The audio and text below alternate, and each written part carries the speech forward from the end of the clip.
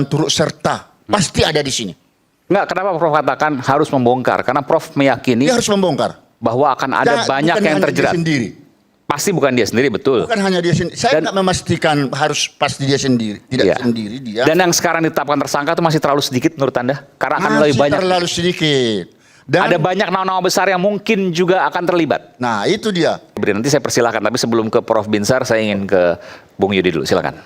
Ya, jadi kalau kita bicara apa yang akan dilakukan oleh penyidik untuk membuktikan bahwa rumah itu kepemilikannya maupun penempatan dan mengetahui barang-barang yang ada di situ adalah FA, ya tentu mereka akan mencari keterangan-keterangan saksi misalnya. Ya, itu yang pertama. Kemudian yang kedua, ya tadi alibi-alibi yang dibangun, ya saya pikir itu agak lemah gitu ya. Alibi yang mana nih? Alibi misalnya ini pernah ditempati oleh orang lain, ya kan, kemudian tidak mengetahui, kemudian pindah ke tempat tugas di sana dan di sini, itu kan memang pembuktian formal dia ada, tapi kan di situ kita bisa melihat bahwa ada loh saksi yang ada di tempat tersebut. Dan masih terkait dengan Febri Ardiansyah. Ya, siapa itu? Orang yang tinggal di situ, yang menjadi penjaga. Dialah sosok penting. Itu yang pertama. Ya. Yang mengetahui ya mengenai arus orang yang datang ke sana. Oke. Kemudian yang kedua terkait dengan apakah dari 2 tahun yang di sana itu penjaganya. Karena kepala rumah tangga. Apa ada kaitan dengan kematian Sutrimo? Sutrimo di sana juga? Bukan, beda. Beda, oke. Nah, penjaga ini, ya kan, itu kan tentu akan dilihat dia yang bayar siapa. Oke. Yang memerintahkan tinggal di situ siapa? Ya, apakah dia tinggal di situ atau kemudian dia tinggal dekat rumah situ? Nah, ini kan sangat menarik. Bagaimana uang sebanyak itu? Ya, kurang lebih kalau yang di situ kan 300-an M plus 74 kilo. Itu kok penjaga cuma 1. Itu pun juga bisa jadi nggak tiap hari di situ. Ya. Nah, kemudian selanjutnya apakah kemudian ada kontrak ya? Misalnya, wah ini untuk yayasan, oh ini untuk Don Rito. Apakah ada kontrak di antara mereka? Ingat loh, di sini adalah penegak hukum, ya. Tentu dia pertama harus menerapkan sistem hati-hati. Ya, kemudian formalnya pun juga harus jelas. Ya, transfer kemanapun, ya terkait dengan rumah tersebut, ya itu kan ada perjanjian kontrak. Misal ada nilainya 5M dari waktu ke waktu. Teman kecil, ujuk-ujuk, gue pinjem rumah lo ya, oke.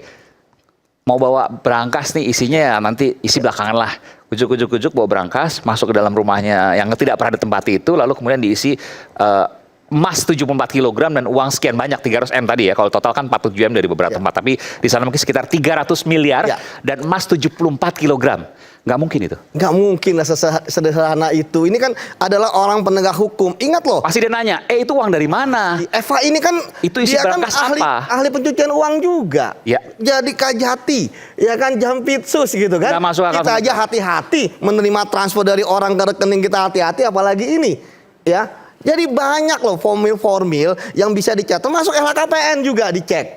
Ya, misalnya kalau dia bilang ini ngontrak, ayo masuk ke LHKPN mana? Ingat loh, LHKPN itu bukan hanya atas nama FA, bukan punya FA, tetapi atas nama istrinya ataupun juga anaknya yang belum jadi tanggungan harus daftar juga di situ. Rumah ini. Betul. Enggak, tapi kalau emas dan uang tadi kan bukan punya FA, tidak diakui milik FA. Tadi nggak masuk, nggak harus masuk LHKPN. Sebelum masuk ke situ, kita masuk dulu ke kepemilikan rumah dulu.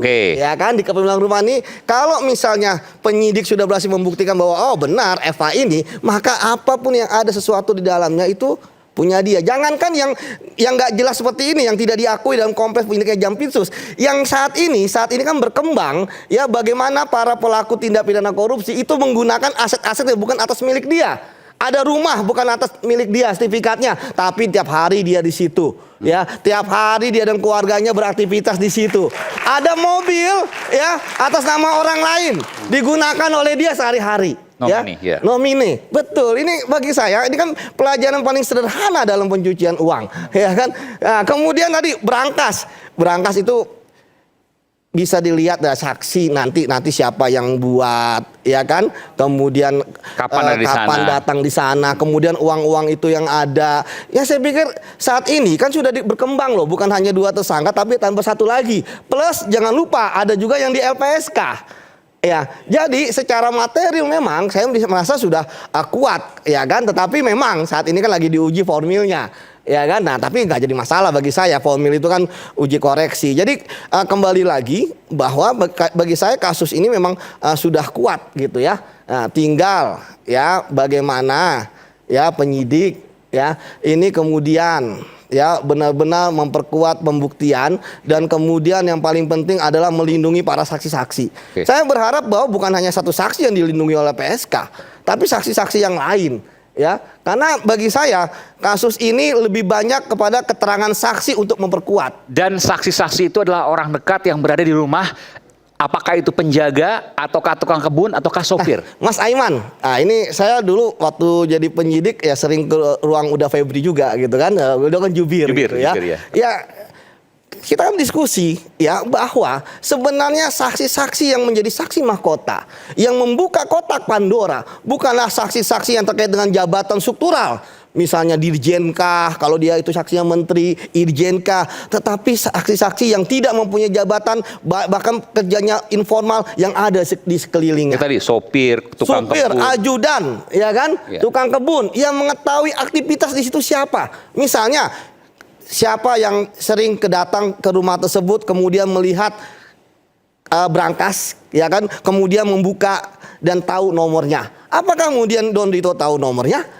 Ya kan, walaupun kemarin jago juga tuh kuncinya ya, pemegang kunci bisa buka gitu ya. Tapi kan itu ahli ya. Artinya kata berangkas pengalamannya seperti itu. Jadi bagi saya memang saat ini kasus yang seperti ini itu bukan berdasarkan by dokumen. Ya, tapi benar-benar keterangan saksi. Jadi saksi ini benar-benar harus dilindungi karena dia tahu siapa yang sebenarnya ya dasolennya, siapa sebenarnya pemilik uang tersebut. Anda mau secara langsung mengatakan jangan nanti boleh dibantah. Jangan ada sutrimo yang lain. Cocok. Oke. Silakan. Baik, terima kasih Bang Aiman. Saya hanya memberi masukan atau tambahan. Oh, nggak, kirain mau tanya, enggak, Prof? Apa yang disampaikan oleh Yang mulia. Febri Diansyah ya. Iya. Ini sekarang Lebih dulu. yang bersangkutan sudah berubah haluan. Kalau dulu waktu jubir di KPK lain, sekarang mau tidak mau memang dia harus lebih mementingkan kepentingan FA kan begitu. Nah, yang saya perlu mempertanyakan apa betul tahun 2008 itu FA sudah meninggalkan rumah itu harus dibarengi dengan bukti saksi. Oke. Supaya dapat memastikan rumah itu kosong. Lalu terlepaslah dulu itu sudah ditinggalkan sekian lama. Sependapat tadi yang dikatakan Bang Yudi, uang yang sedemikian banyaknya di rumah itu, ya hingga berangkas. Apakah mungkin dia tidak tahu ini memang tugas daripada penyidik ya untuk memberikan satu tekanan, kalau boleh saya katakan tekanan pembuktian terbalik karena dia kan sudah didakwa atau dituduh sekarang TPPU. Mau tidak mau menurut pasal 77 Undang-Undang Nomor 8 Tahun 2010 tentang TPPU itu menjadi kewajiban buat FA untuk membuktikan apakah itu benar miliknya, dan kalau itu miliknya dia juga akan terperangkap sebanyak begitu uang. Oke. Prof, saya mau tanya kepada Anda, Prof. Sedikit lagi. Tapi kalau memang dia tidak uangnya itu, sulit katanya tadi untuk membuktikan itu uangnya.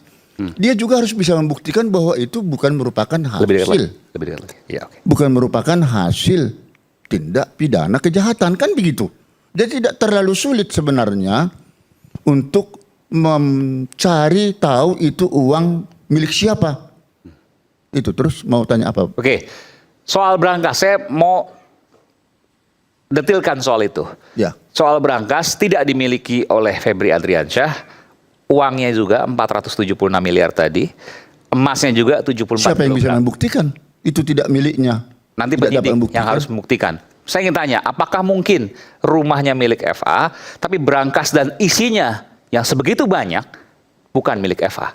Patut diduga itu milik FA. Kalaupun itu bukan milik, ini ada satu kong kali kong tempat atau placement ya untuk persembunyian uang tersebut. Kenapa Prof katakan itu patut diduga milik Febri Adriansyah, FA? Iya, karena memang beberapa kasus asal ya TPA-nya itu banyak seperti Asabri, Krakatau Steel, batubara itu sedang juga menggerogoti kepada dia kan itu. Dan itu sangat berbahaya. Kasus itu kalau langsung itu bisa angkat ke permukaan. Tapi saya setuju pertama sekali dilakukan dulu TPPU kepada FA ini untuk membongkar. Supaya tahu apa saja yang dimiliki, bagaimana aliran dana. Aliran dana itu. Karena uang sudah ada. Barang sudah ada itu loh. Kalau tidak ada barang itu yang susah. Ya toh? Makanya tidak perlu harus membuktikan pidana asal, predikat crime-nya kan. Ya, langsung bisa ya ke pokok masalah TPPU. Karena itu memang secara tegas diatur dalam pasal 69 Undang-Undang TPPU, bahkan dikuatkan oleh putusan Mahkamah Konstitusi nomor 77 tahun 2014. Kalau TPPU-nya diangkat, maka akan terbuka semua dan lebih mudah. Terbuka. Ini nanti menjadi akar, bisa ketemu. Bukan berarti kita akan meninggalkan pidana asal ya. Ini juga pidana asal ini nanti akan berbahaya sekali apabila ini dibuat secara displitting kepada FA.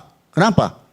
Kalau dakwaannya terpisah, Asabri tersendiri dakwaan. Berapa dihukum? Katakan 10 tahun. Selesai menjalani pidana itu, masuk lagi dalam proses Krakatau Steel, katakan 15 tahun. Kemudian masuk lagi kepada kasus batubara, katakan 20 tahun.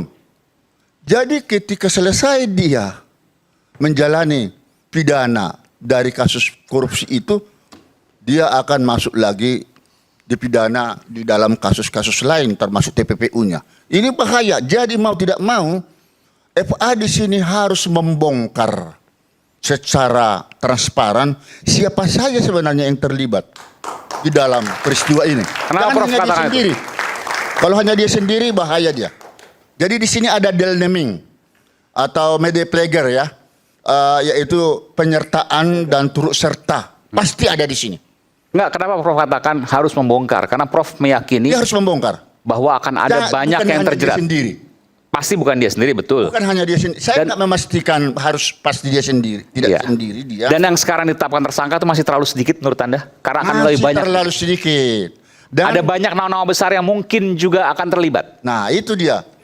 Dan pasal 20 ya, Kitab Undang-Undang Hukum Pidana nomor 1 tahun 2023 harus diterapkan di sini. Penyertaan atau turut serta.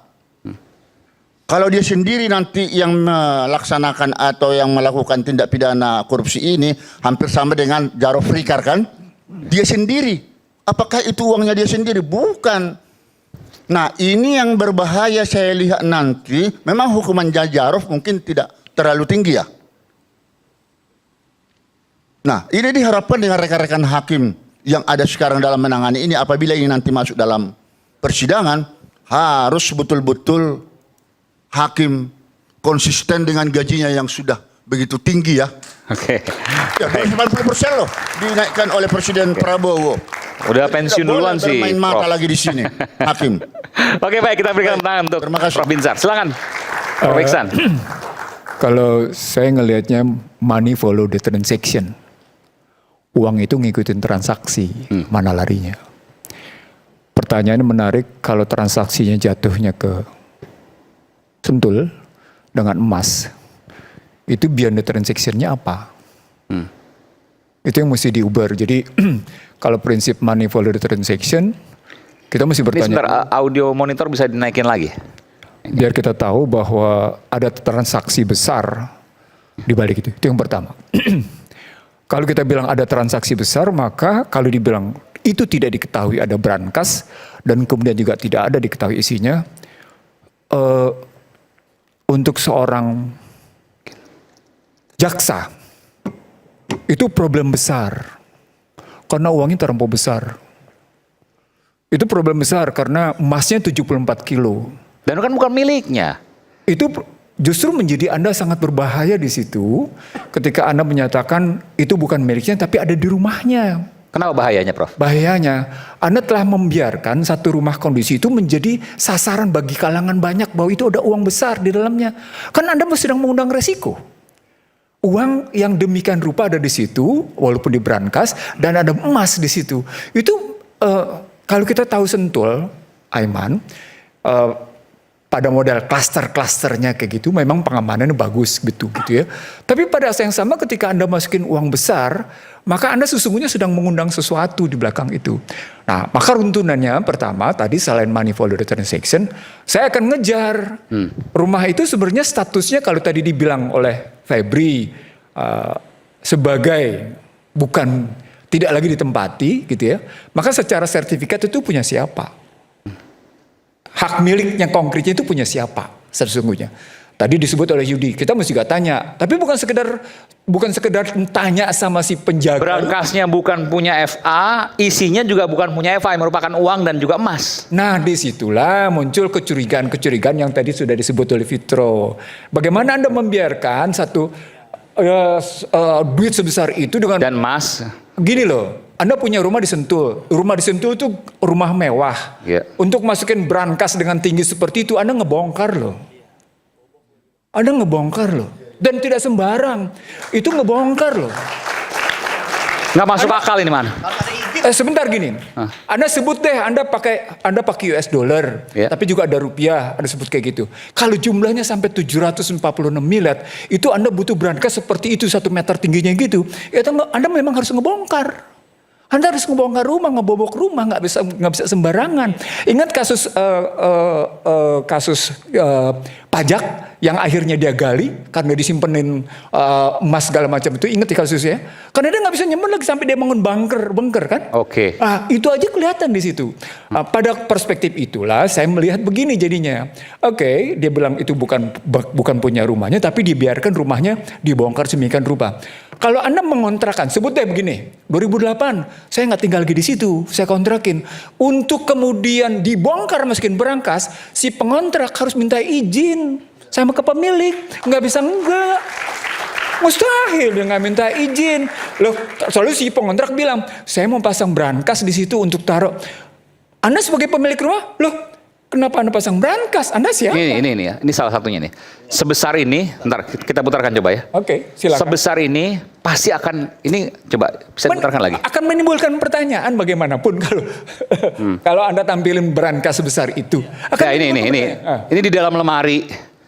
Nggak mungkin tiba-tiba ujuk-ujuk dibawa tanpa kemudian ada renovasi. Coba lihat. Dan coba pas tingginya. Oke. Coba lihat tingginya. Ya lebih tinggi dari manusia kan? Ya, artinya kan ada ngebongkar. Ada renovasi lah. Untuk merenovasi itu mesti minta izin sama pemilik rumah. Harus ada izin pemilik rumah karena ada ngebongkar di situ gitu loh. Itu pertanyaan besarnya. Jadi tidak semudah itu dipasang brankas dengan pertanyaan berikutnya menjadi, loh, kalau Anda pasang brankas kayak gitu, sebut deh sekarang bukan kayak gitu. Katakan deh si pengontraknya, bukan karena itu. Febri akan bertanya dong, Eva akan bertanya dong. Anda ngapain punya brankas di situ dan taruh segitu? Transaksi Anda apa ya sampai butuh duit tunai taruh di situ? Gua penegak hukum.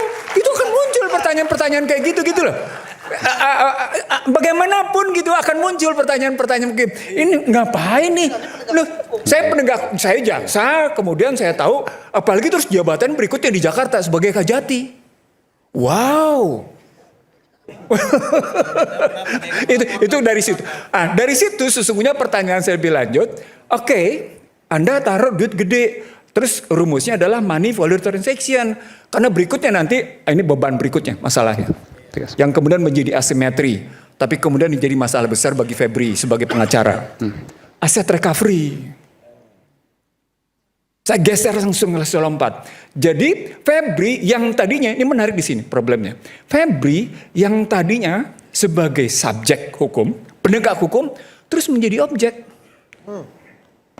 Loh, dilema besar itu. Dalam penegakan hukum ketika Anda tampil pertama kali sebagai subjek, lalu kemudian Anda menjadi objek, dan di balik objek itu Anda ditemukan di balik Anda ada hal-hal yang dalam bahasa pidananya ditemukan barang bukti gitu ya. Wow, ini subjek menjadi objek. Bagaimana ceritanya? Artinya ada problem besar. Saya ingin mengatakan kepada para pengacara di sini gitu. Ada problem besar pada penegakan hukum di Indonesia. Ada masalah besar di sini yang itulah yang saya sebut sebagai pergeseran dari subjek ke objek, menunjukkan ada overlapping di sisi lain antara kepolisian sama kejaksaan. Nah, terbongkarlah kasus itu. Itu yang saya bilang juga di berbagai institusi korupsi itu, kecuali di KPK, karena saya tidak pernah bicara dengan teman-teman KPK sejak namanya sejak namanya generasi kedua KPK, gitu ya. Saya ngeliatnya begini jadinya, loh, ini tadi saya bilang sama Anda, ini kok kelihatan jadi urusan korupsi, urusan penguasa nih. Loh, kalau penguasa suka nggak suka sama lo, itu yang saya bilang sama Iman di ruangan ini. Nah, apa kaitannya korupsi dan penguasa di sini, maksudnya apa?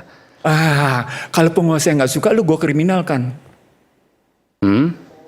Kalau penguasa yang nggak suka, lu gue kriminalin. Enggak, tapi kan di kasus ini nggak ada indikasi. Ada dong, dalam kaitan dengan posisi terjadi sebelumnya dengan BGN. Kan ini nggak berdiri sendiri, makanya kemudian ada kaitan dengan bagaimana kejaksaan pernah dikepung segala macam. Ada kemudian kepolisian Polda Metro Jaya didatengin. Loh, dibilang ada problem besar. Jadi kekuasaan ini nggak harus istana maksudnya. Lepas apakah itu istana apa bukan, ini ada masalah besar. Tadi saya bilang ada problem perubahan dari subjek ke objek. Beyond that, ada beberapa pertanyaan yang tidak terjawab. Di balik jawab itu, Febri adalah bagian dari PKH. Oke? Ada PKH. Di dalam PKH ada asymmetry information, transaksi-transaksi besar.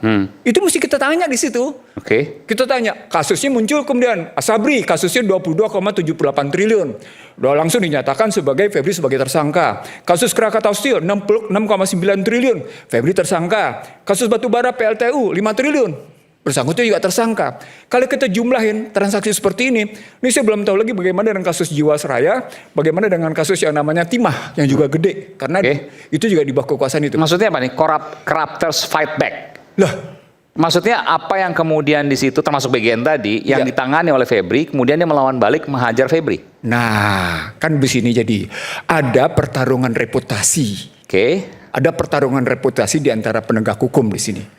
Jadi makanya saya bilang money follow transaction itu pada kasus FA tidak bisa hanya dilihat dalam kasus FA karena ada problem kelembagaan. Problem kelembagaan itu yang disebut sebagai terjadi overlapping fungsi antara Kortas Tipikor, KPK dengan kejaksaan. Kelihatan di situ. Kejaksaan pernah demikian bangga, kami menyita triliunan, digelar ke publik, gitu ya. Tapi pada saat yang sama kejaksaan juga kemudian menangani BGN yang ditangkap pihak tertentu dari tetangga sebelah. Lalu kemudian beredar bagaimana kejaksaan diputerin oleh serangan tertentu pihak aparat penegak hukum tertentu. Lalu kemudian Polda Metro Jaya didatengin sama kekuatan tertentu. Ini ada sandiwara apa ini dalam, kalau dia bilang tadi sandiwara, ada persoalan apa di antara para penegak hukum? Lalu kemudian kita ngurut kasusnya dong. Kita urut kasusnya. Dengan menggunakan money follow transaction, maka kata kunci berikutnya adalah tiap transaksi dari masing kasus-kasus Asabri, tadi sudah disebut oleh Profesor, dari kasus Asabri, kasus Krakatau Steel, kasus batubara PLTU harus dibongkar. Nah, Febri dalam konstruksi kayak gitu dilihat riwayat yang kronologinya. Saya ingin mengatakan begini. Di sini pentingnya kita melakukan audit posisi atas kasus ini secara kronologis, secara benar. Tadi sudah dimulai dengan bagus oleh Febri. 2008 dia meninggalkan Jakarta. Berarti audit harus dimulai dengan 2008. Berarti petanya dari 2008. Pada 2008 itu Sutrimo mulai mendaftar sebagai pekerja. Itu catatannya. Sutrimo mulai mendaftar sebagai pekerja. Itu kan kelihatan. Nah, dari situlah kita lihat berapa lama Sutrimo bersama dengan Febri gitu ya. Dan berapa lama kemudian kembali lagi, dan bagaimana ceritanya itu mesti diikutin dengan habis. Nah, audit posisi ini untuk menunjuk, oke, peta masalah ini sesungguhnya dalam kerangka kronologinya kayak gini. Febri ini, sorry itu sini harus saya bilang, sendiri atau sama-sama? Itu pertanyaan besarnya. Oke, itu pertanyaan kedua. Pertanyaan ketiga, kita akan menunjuk pada posisi negara akan memberlakukan apa dengan cara seperti ini, dengan kondisi hukum yang saya bilang di sini karut-marut nggak karu-karuan, karena terjadi overlapping function, fungsi yang tumpang tindih satu sama lain gitu ya, antara KPK, kejaksaan, kepolisian, kayak gitu. Kerangka ini cuma mengabarkan kepada publik. Apa kabar kepada publik? Ya iya, sepanjang korupsi bisa ditutupi dan bagian sendiri tutup. Tapi sepanjang nggak bisa dibuka aja bisa-bisan. Disitulah sesungguhnya ada pihak-pihak yang merasa dia punya otoritas untuk masuk, ada pihak yang nggak bisa masuk. Saya pertanyaan, kenapa pidato kemarin 14 Agustus di sidang paripurna itu Presiden menyatakan itu Panglima sama Polri mengetahui kasus itu, ceritanya apa? Memang cuma sekedar Panglima TNI sama Polri, Kapolri sekedar mengetahui terus diam. Buat saya itu malah berita negatif. Itu bisa diterjemahkan negatif bahwa yang namanya Polri sama TNI mengetahui ada jejaring-jejaring tertentu. Ketika Presiden ngomong secara terbuka kayak gitu. Ada yang ditutupi maksudnya? Suka tidak suka. Itu kalau diterjemahkan secara Tapi kan terbalik artinya Presiden begitu. bicara seperti itu artinya ya buka dong gitu kan. Bisa. Kalau di dalam buka dong berarti kan mestinya mereka berdua transparan langsung. Bahwa jaringan-jaringan kayak gitu mesti dibuka habis. Nah termasuk dalam kasus FA.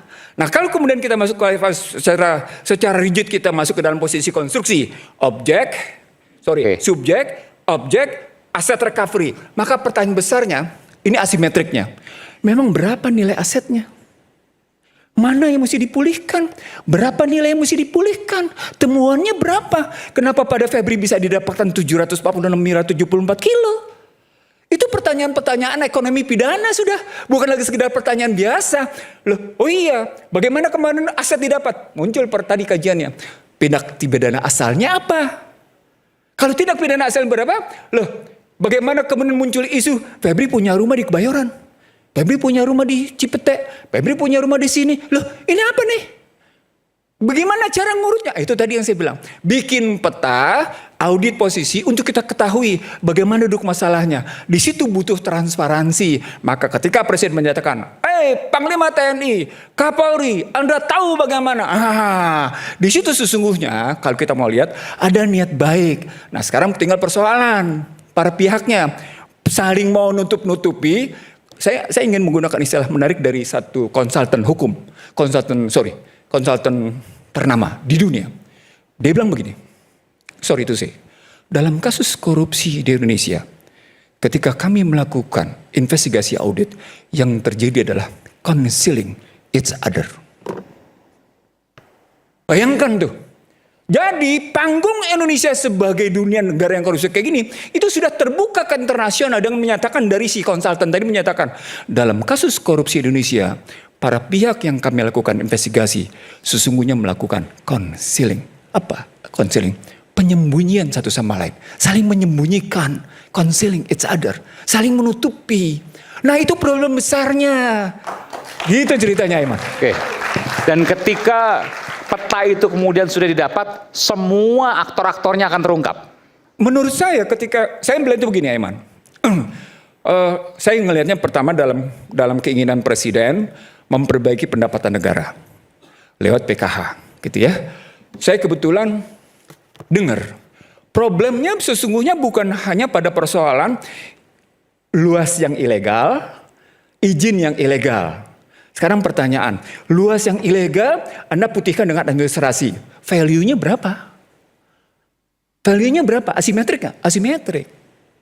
Asimetrik itu artinya ada sesuatu yang tidak jelas bagaimana menakarnya. Begitu juga yang namanya perizinan yang ilegal pada tambang. Sama, ada juga yang asimetrik di situ. Begitu juga pada sawit. Bagaimana ceritanya? Tiga-tiganya kayak gitu. Nah kalau kita ambilnya begitu, cerita tentang PKH kayak gitu, maka pertanyaan berikutnya, loh ketika masuk mereka beberapa diantaranya kan dikenain TPPU, kan ada 3 rekening.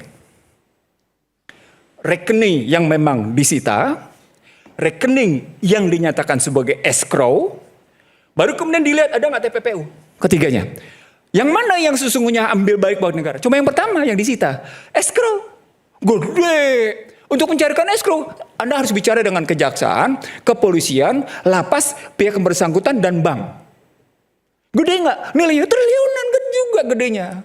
Itu asimetrik itu muncul. Nah di sini muncul tantangan bagi PKH nih. Bagaimana menegakkan lebih lanjut cerita bahwa yang dilakukannya memang dalam rangka tadi baliknya aset recovery, pemulihan aset.